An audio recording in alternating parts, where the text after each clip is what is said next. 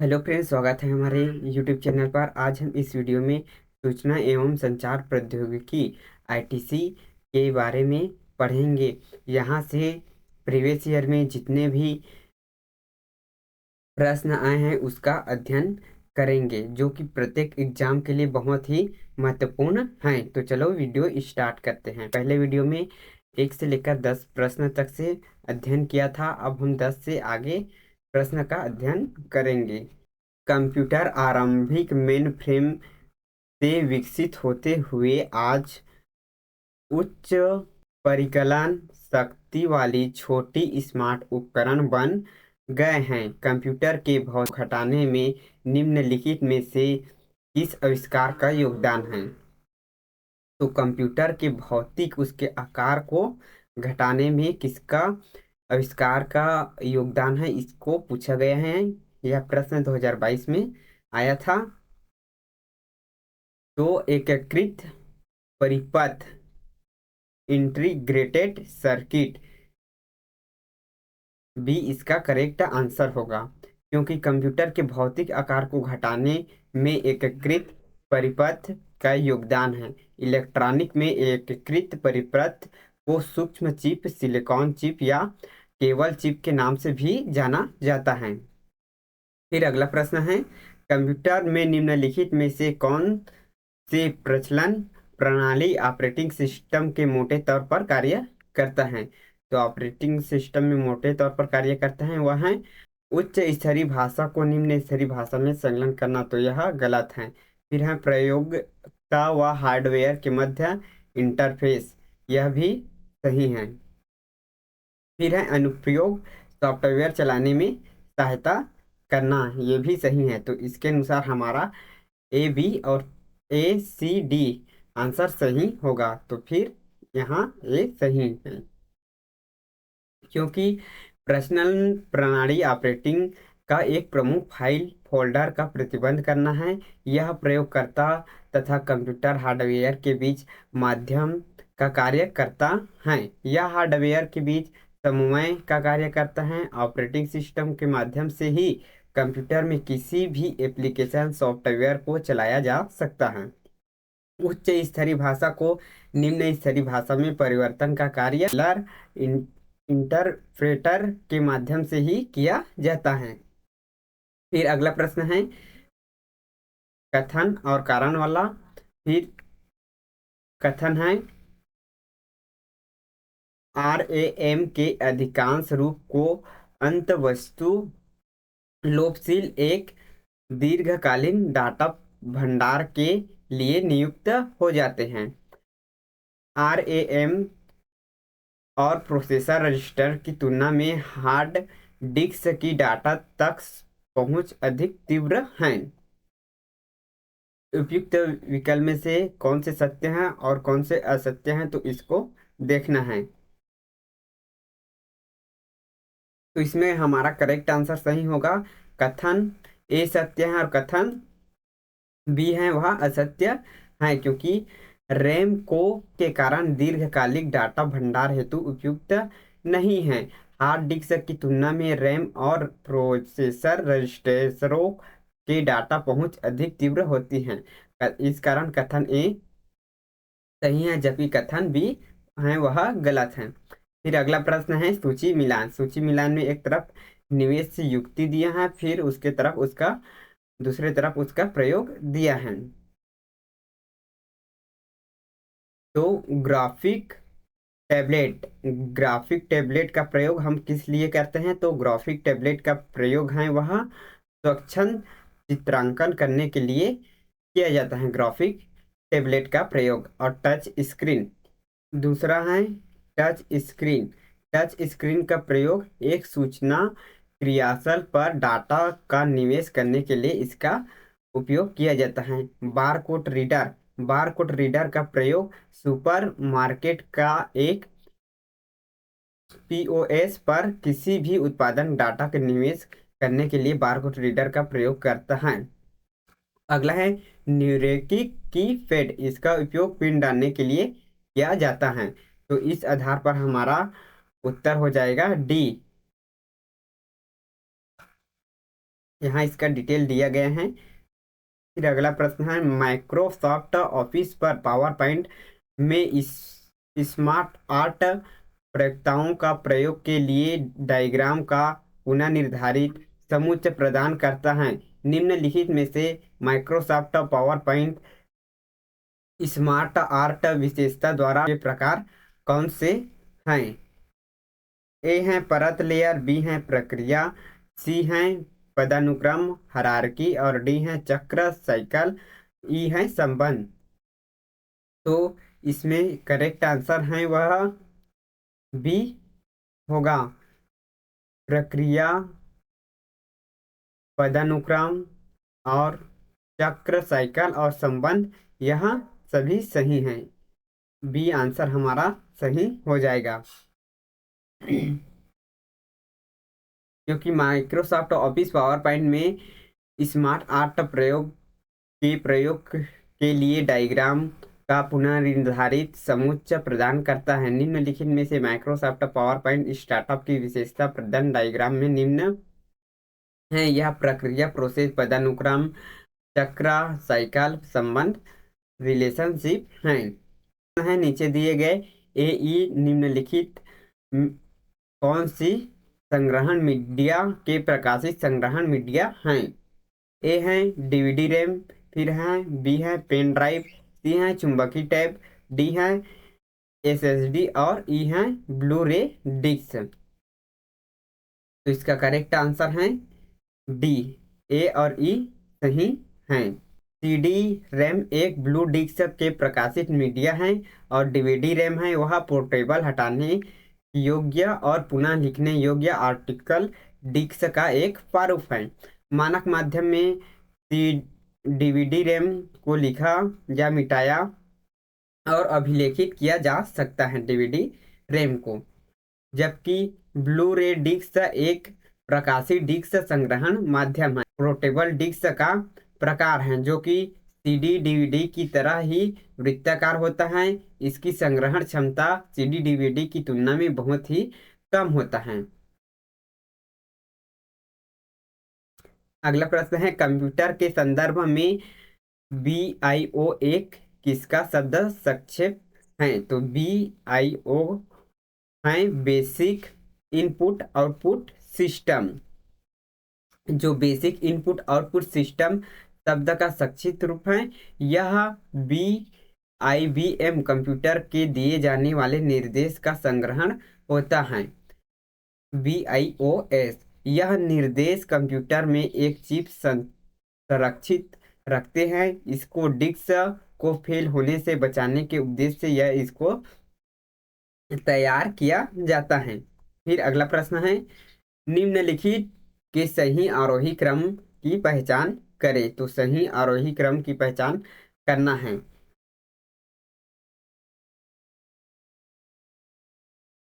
तो सही आरोही क्रम है इसका,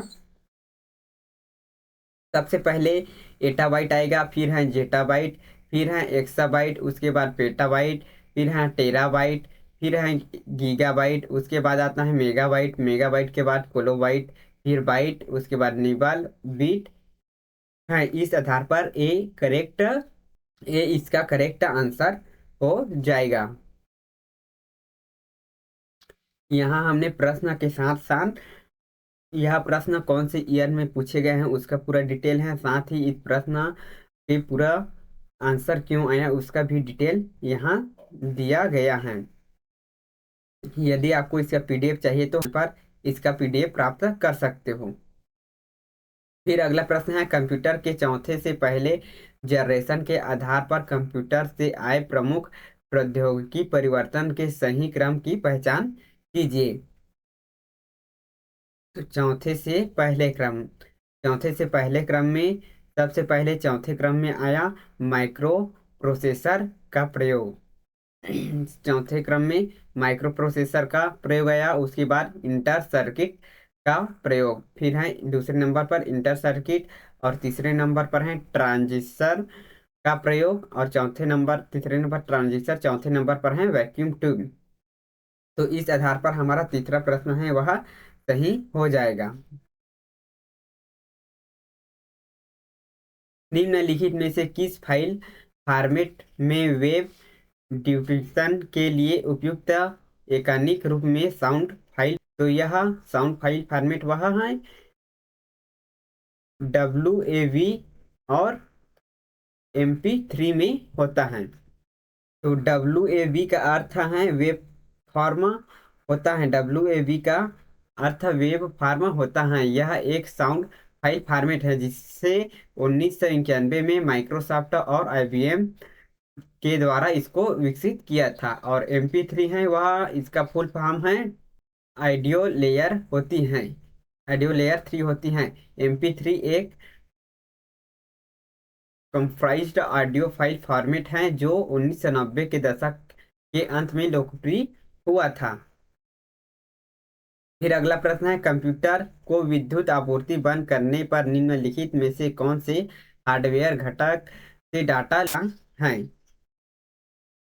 ए है साधक परिजीका, बी है द्वितीयक कैश स्मृति, सी है SSD, डी है RA रैम रोम। फिर इसका करेक्ट आंसर है बी। कंप्यूटर विद्युत आपूर्ति बंद करने पर संसाधन पंजिका रजिस्टर्स, द्वितीयक मेमोरी, RAM जैसे हार्डवेयर के घटक का डाटा है वह विलुप्त हो जाता है। फिर अगला प्रश्न है, कंप्यूटर नेटवर्क के निम्नलिखित विभिन्न प्रकार के भौगोलिक क्षेत्र कवरेज के अनुसार सही आरोही क्रम की पहचान करें। तो इसका करेक्ट आंसर होगा सी, WAN, उसके बाद MAN, फिर है LAN। इसका सही क्रम है वाइड एरिया नेटवर्क।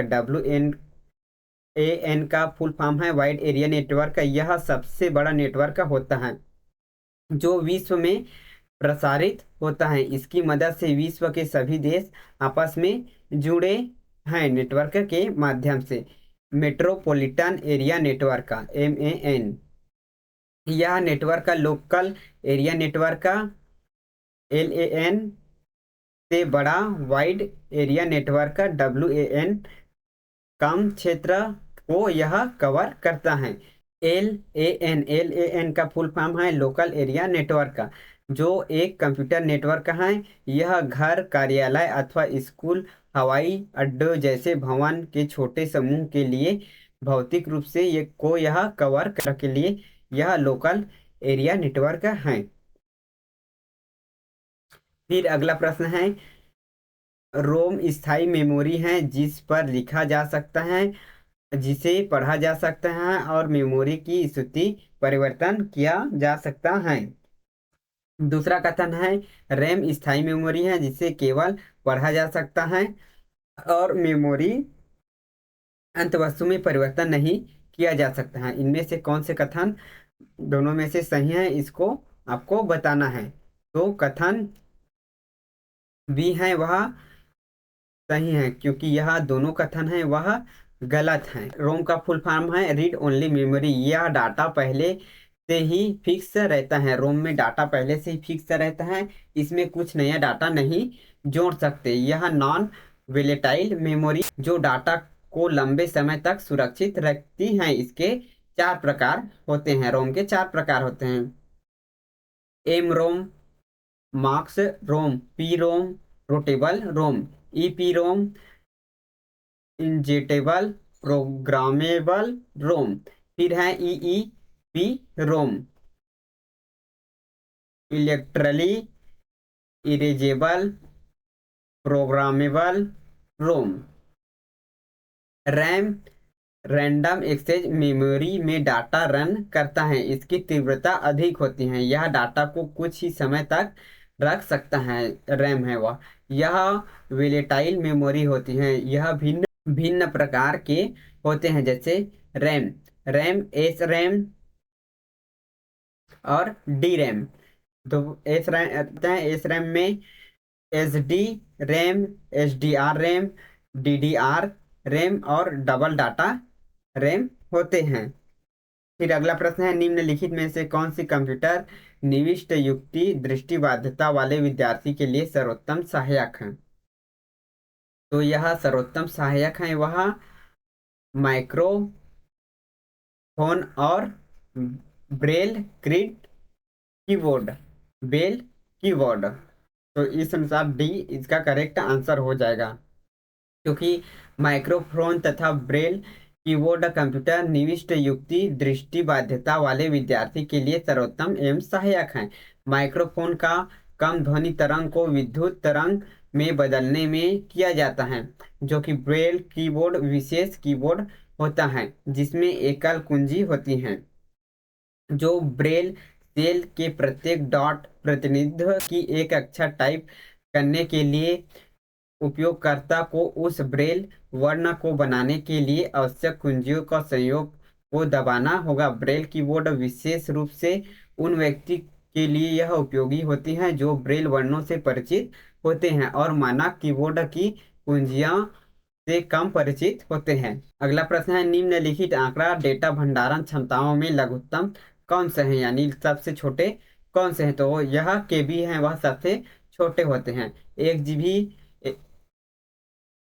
गीगाबाइट बराबर 124 MB होता है और 1 MB बराबर 124 KB कोलाबाइट होता है। इस अनुसार यह 2 KB है वह सबसे छोटे इकाई हैं।